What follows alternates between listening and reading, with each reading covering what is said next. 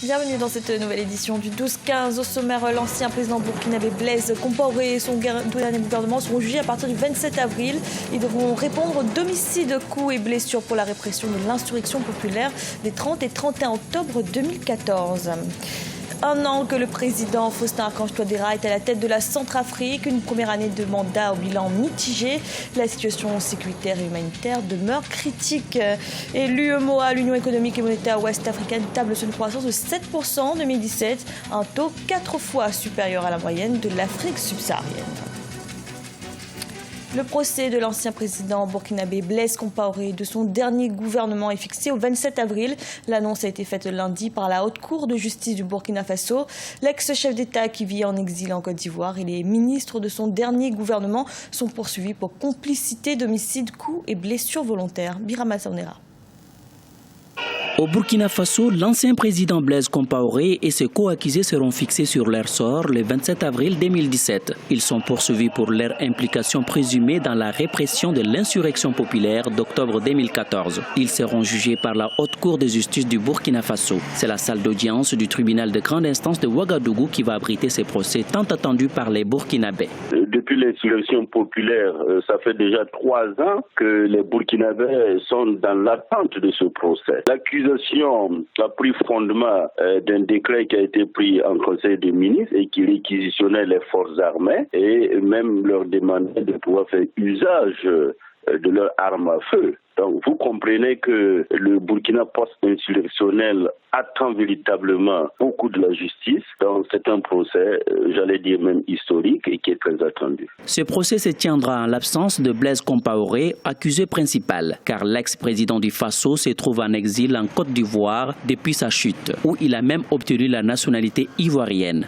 Il y a la possibilité de demander l'extradition, il y a le jugement par contumace qui peuvent aussi intervenir et après la décision, s'il y a éventuellement des sanctions qui sont prononcées contre l'ex-président, la justice connaît aussi des procédures pour pouvoir appliquer les sanctions, même quand l'intéressé n'est pas sur le territoire national. Donc c'est une autre paire de manches, en réalité, le fait que l'ex-président se trouve en dehors du pays. L'insurrection populaire d'octobre 2014 avait fait au total 33 morts et une centaine de blessés. Ainsi, cette affaire incrimine l'ex-président burkinabé et les ministres de son dernier gouvernement dirigé par Luc Adolphe Tchao. Ces derniers sont poursuivis pour complicité d'homicide volontaire et coups et blessures volontaires. La plupart des ministres ont été inculpés mais bénéficient aujourd'hui d'une liberté provisoire avec interdiction de quitter le pays. En mars 2016, le président centrafricain Faustin Archange Touadéra prêtait serment et héritait d'un pays fragilisé par des affrontements intercommunautaires. Son arrivée au pouvoir était symbole d'espoir, mais un an après, le bilan est mitigé. Plusieurs régions du pays sont toujours sous contrôle des bandes armées. Sharon Camara. Dans un pays en pleine reconstruction, l'arrivée de Faustin Archange Touadéra avait suscité beaucoup d'espoir. Un an après sa prise de pouvoir, le président de la République, élu après la crise, avait pour mission de reconstruire un pays victime de conflits ethniques. Une première année de présidence peut difficilement répondre aux attentes des uns et des autres parce que le processus de reconstruction d'un État qui est tombé à terre est toujours très difficile. Le retour de la paix semble incertain. Pourtant, il s'agit d'une condition indispensable pour relancer l'économie dans le pays. En effet, un an après son arrivée au pouvoir, une partie du pays reste encore dirigée par des rebelles. Malgré l'accord de paix signé en 2015, de nombreux groupes armés restent actifs dans différentes zones du pays. 450 000 Centrafricains seraient toujours réfugiés dans les pays voisins. Il y a beaucoup d'acteurs, beaucoup d'enjeux. Chaque acteur pèse ses intérêts dans la balance. Et c'est toujours difficile. Jeter les bases d'une réconciliation effective, 5 années peuvent suffire. Le président Touadéra a pris la tête d'un État en crise depuis 2012 suite à la chute du président François Bozizé. Dès son arrivée, il a pu mettre en place l'installation de l'Assemblée nationale, du Haut Conseil de la communication et de la Cour pénale spéciale à Bangui, la capitale du pays. Bien que le bilan de sa première année soit assez mitigé, le président Touadéra a encore 4 années pour tenir ses promesses et satisfaire les Centrafricains qui ont eu confiance en lui. L'économie de la zone UEMOA devrait croître en 2017 pour se situer à 7% contre 6,8% en 2016.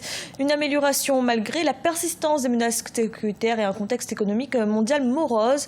Cette croissance s'explique notamment par la bonne tenue des productions agricoles, industrielles et des services. Siamo Victoria Sedji. De belles perspectives économiques en 2017 dans la zone UEMOA, Union économique et monétaire ouest-africaine. 7%, c'est la croissance attendue dans l'Union contre 6,8% enregistré en 2016. C'est ce qui est ressorti du sommet extraordinaire de l'UEMOA qui s'est tenu ce lundi 10 avril à Abidjan en Côte d'Ivoire. Selon ses estimations, l'économie reste ainsi forte en dépit d'un contexte économique mondial rude et une persistance des menaces sécuritaires dans certains de ses pays membres. Elle aurait pu faire mieux si on n'avait pas eu certains problèmes qui ont grévé les budgets de ces États-là. Elle aurait pu faire mieux. Par exemple, il y a le problème de l'insécurité. La lutte contre Boko Haram, effectivement, a porté un coup grave à l'industrie touristique, qui est une manne considérable pour ces États-là. Même si ces États peuvent se féliciter de cette croissance, ces effets sont beaucoup attendus sur l'ensemble de la population. Rappelons que l'indice de développement humain reste encore en dessous de 1% dans plusieurs États, comme la Côte d'Ivoire ou le Sénégal. Les PME-PMI moteurs de la croissance représentent plus de 80% dans la zone UEMOA, mais près de 90% d'entre elles ne bénéficient pas de financement durable. Ça ne sert à rien d'avoir une croissance qui est soutenue, mais si les populations ne le sentent pas, si elle n'est pas génératrice d'emploi, si cette croissance-là s'est faite dans un environnement social qui n'est pas totalement apaisé, je pense que ça ne sert pas à grand-chose. Si ces problèmes-là étaient pris à bras-le-corps par les États, on aurait eu une croissance qui serait au-delà de 7%. Le taux d'inflation dans l'UEMOA s'est réduit à 0,3% en 2016 contre 1% en 2015. Avec près de 100 millions d'habitants, l'UEMOA a des défis importants. Il s'agit pour des analystes de la transformation radicale de ces économies à travers l'industrialisation afin que cette croissance soit réelle, durable et bénéfique à tous. Au Congo, les élèves et les étudiants ont désormais un instrument d'apprentissage en ligne. Il s'agit de la plateforme de e-learning Vita Academy. Elle a été présentée ce samedi 8 avril par son concepteur Roger Emarandelli. La plateforme a pour objectif d'accroître l'accès à une éducation de qualité pour tous. Reportage de notre correspondant Deva Pansou. La plateforme Vita Academy va optimiser l'apprentissage en ligne des élèves étudiants congolais et même les professionnels désireux d'améliorer leurs compétences. Vita Academy met à la disposition du public un catalogue des cours et exercices très riche pour les aider à préparer leurs examens d'État. Déjà, la plateforme ne vient pas pour remplacer l'enseignement classique, c'est-à-dire le présentiel. Donc cette plateforme qui est mise en ligne, c'est juste pour compléter un peu tout ce qui ne se fait pas par exemple en classe. Donc avec ça, il y a d'autres avantages. On a parlé, comme on l'a cité tout à l'heure dans la présentation, on peut imaginer des formations, c'est-à-dire théoriques en ligne et arriver sur place pour du présentiel pour faire de la pratique. Les créateurs de Vita Academy veulent aussi faire évoluer l'enseignement et l'apprentissage par la recherche tout en réduisant les inégalités des chances dans le secteur de l'éducation. Cette plateforme, qui a soulevé l'inquiétude sur la qualité d'accès à une meilleure connexion Internet, a été bien accueillie par ses potentiels usagers. L'éducation, on va dire que c'est quelque chose de très utile pour une nation et vous avez vu, ils ont essayé d'énumérer déjà les contraintes que les jeunes ont pour l'apprentissage, le manque de professeurs, la non-disponibilité des salles de formation. Et je pense vraiment qu'avec cette idée de e-learning, des cours en ligne, voilà, c'est déjà une approche de résolution par rapport à ces problèmes. La plateforme de e-learning Vita Academy a été mise en place afin non seulement de compléter l'éducation reçue quotidiennement dans les écoles, mais aussi pour permettre aux jeunes élèves dans les zones reculées du pays d'avoir accès au savoir grâce à cette plateforme. Et au Cameroun, 17 arbitres et arbitres assistants ont été suspendus. L'annonce a été faite dans un communiqué de la Ligue de football professionnel. Ces hommes en noir sont accusés d'avoir contribué à fausser les résultats de certaines rencontres de Ligue 1 et Ligue 2. C'est la première fois que les arbitres sont aussi nombreux à être sanctionnés.